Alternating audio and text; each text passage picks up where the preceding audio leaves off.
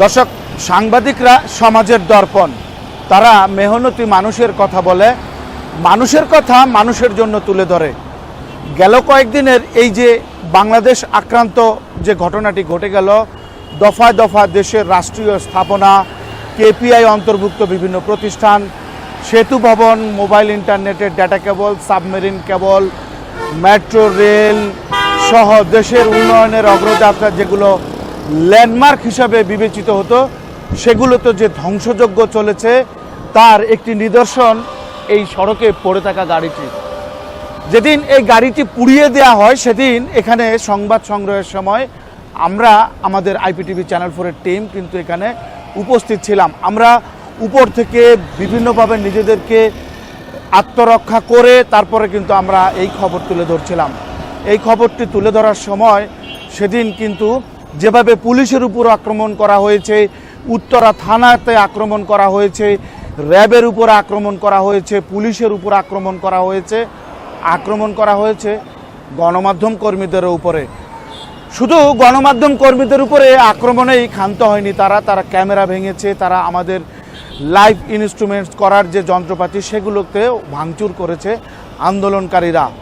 সরকার কিন্তু বারবার বলছে যে কোটা আন্দোলনকারী ছাত্রদের ভিতরে বহিরাগত একটি তৃতীয় পক্ষ অনুপ্রবেশ করে যারা এই বাংলাদেশকে অস্থিতিশীল করতে চায়, যারা বাংলাদেশের উন্নয়ন এই অগ্রযাত্রায় যারা ঈর্ষান্বিত, তারা এখানে এই সন্ত্রাসী তাণ্ডব লীলা চালিয়েছে। দর্শক, একজন গণমাধ্যম কর্মী হিসাবে সেদিনকের সেই ঘটনাও আমরা পরিলক্ষিত করেছি।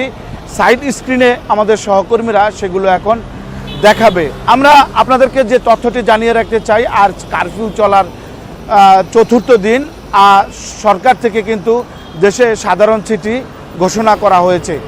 তারপরেও কারফিউ মানুষের জনজীবনে একটু চলাচলে বিঘ্ন হলেও কিন্তু শান্তি শৃঙ্খলার স্বার্থে এই কারফিউ এবং যে সেনা টহল সেটি কিন্তু সাদরে গ্রহণ করেছে দেশের 18 কোটি মানুষ।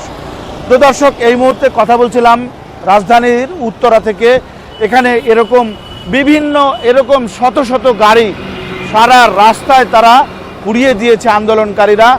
আপনারা ইতিমধ্যে সরকারের বিভিন্ন উচ্চপদস্থ কর্মকর্তার কাছ থেকে জেনে থাকবেন, আইনশৃঙ্খলা রক্ষাকারী বাহিনীর ঊর্ধ্বতন কর্মকর্তার কাছ থেকে জেনে থাকবেন। রাষ্ট্রপ্রধান ইতিমধ্যে কিন্তু ব্রিফ করেছেন, আমাদের তথ্যমন্ত্রী ব্রিফ করেছেন, স্থানীয় পর্যায়ে মানুষও কিন্তু বলতে শুরু করেছে। এই তাণ্ডব যারা চালিয়েছে তারা দেশবিরোধী, তারা রাষ্ট্রবিরোধী, তারা স্বাধীনতার বিপক্ষের শক্তি। এখন সময় এসেছে স্বাধীনতার শক্তির বিপক্ষে দাঁড়িয়ে কথা বলার। স্বাধীনতার 50 বছর পর এসে আমাদের যে এই আজকের আধুনিক বাংলাদেশ, ডিজিটাল বাংলাদেশ, সেই ডিজিটাল বাংলাদেশের উন্নয়ন অগ্রযাত্রাকে ত্বরান্বিত করতে যারা এই তাণ্ডব চালিয়েছে, যারা রাষ্ট্রীয় স্থাপনা ধ্বংস করেছে, যারা দেশের সেতু ভবনকে পুড়িয়ে দিয়েছে, দুর্যোগ ব্যবস্থাপনা মন্ত্রণালয়ের ভবন পুড়িয়ে দিয়েছে, যারা ডিপোতে হামলা করে গাড়ি পুড়িয়ে দিয়েছে, যারা র্যাবের গাড়ি পুড়িয়েছে, পুলিশকে পুড়িয়েছে, যারা পুলিশকে মেরে রক্তাক্ত করে যারা রাজপথ রাঙিয়েছে, তাদেরকে আমরা প্রতিহত করব।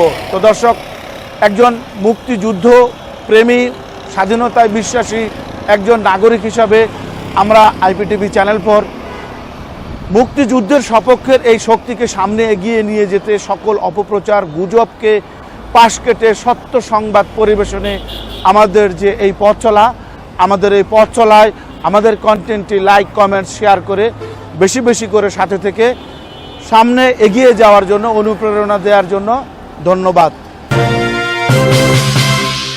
চ্যানেল 4 টেলিভিশন 4G মোবাইল নেটওয়ার্কের সাথে প্রযুক্তি মিলিয়ে চলছে আমাদের পরীক্ষামূলক সম্প্রচার। আইন মেনে প্রযুক্তি প্রয়োগে আপনিও একজন সুনাগরিকের ভূমিকা পালন করুন, আমাদের সাথেই থাকুন। Channel 4 Television, a house of quality IPTV production.